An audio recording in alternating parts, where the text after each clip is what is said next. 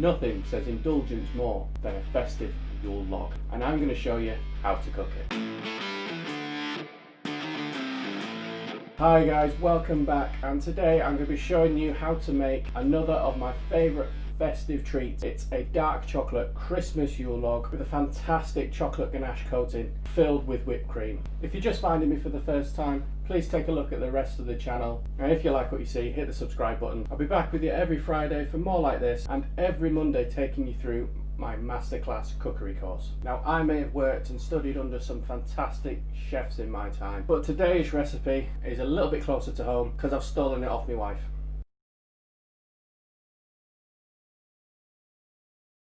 So the ingredients for this dish, we have some self-raising flour, some caster sugar, cream, cocoa powder, eggs and dark chocolate. I'm going to be using a KitchenAid to make my life a little bit easier, but it works just as well by hand or with an electric whisk. First thing we need to do is cream our sugar and eggs together. So I'm going to weigh out 100 grams of sugar, and I'm going to crack in 4 eggs, and I'm going to put these into the mixer to whisk.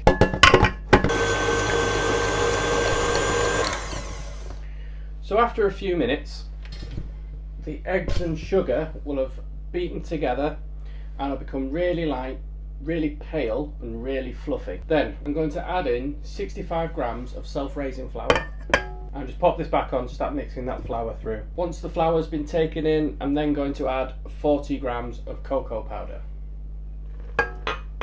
and then just give that a good mix until it all comes together to a nice smooth batter. Now that's all mixed together, we're going to be moving our batter into the cake tin. So we just need a flat tray with a small lip lined with some greaseproof paper, and we're just going to pour the mix onto the tray. I'm really hoping the camera's picking up on how lovely and silky and smooth this is, and then just spread it out so it's nice and even. And just to make sure you've got a nice flat surface, couple of taps. So I'm now going to put this into the oven for about 8 to 10 minutes on 200.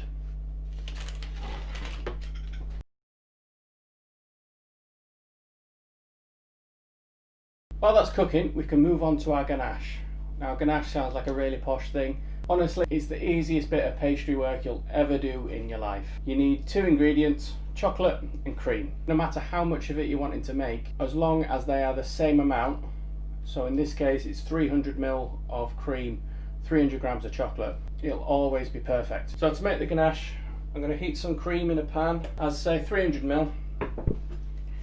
And while that's coming to the boil, I'm going to break about 300 grams of chocolate into a bowl. If I want to do something chefy, give it a pre-whack. So them all do that on the telly.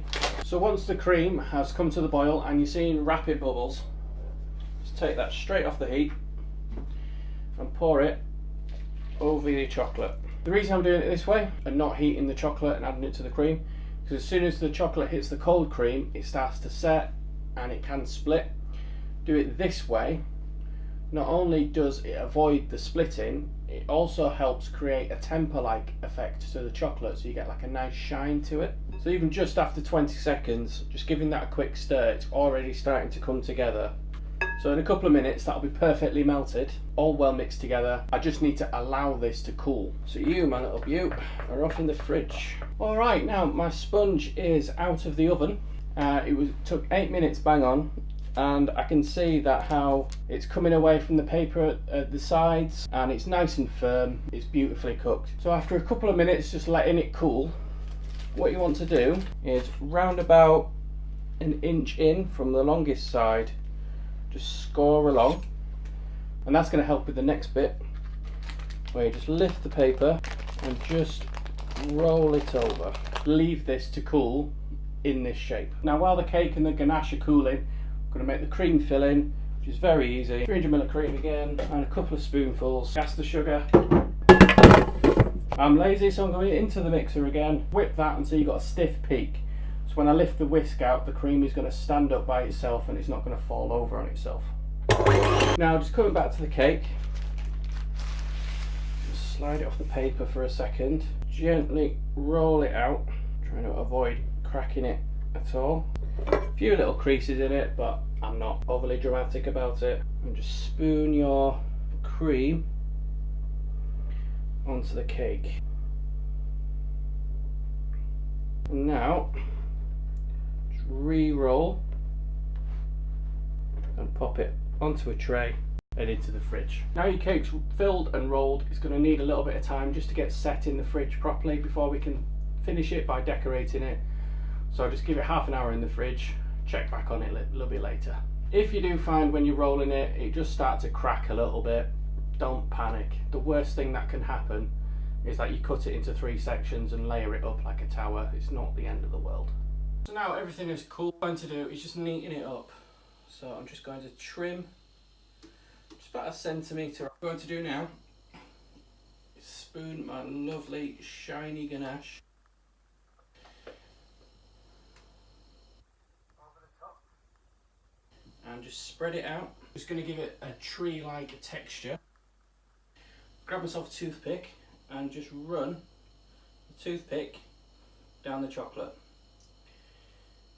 Gives it a really cool effect.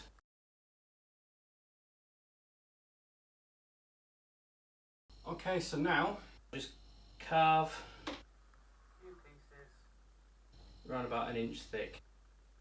So first I'm going to dust my pieces with a little bit of icing sugar and give a lovely winter effect. Clean plate where I'm going to be presenting. One there. And just lean those over slightly. We've got a little bit of cream left over. Just a nice dollop of cream on there. And there you are, guys. That is how to make a fantastic Christmas chocolate log. Thank you very much for watching. Have a fantastic Christmas. And I will see you soon. I'm going in.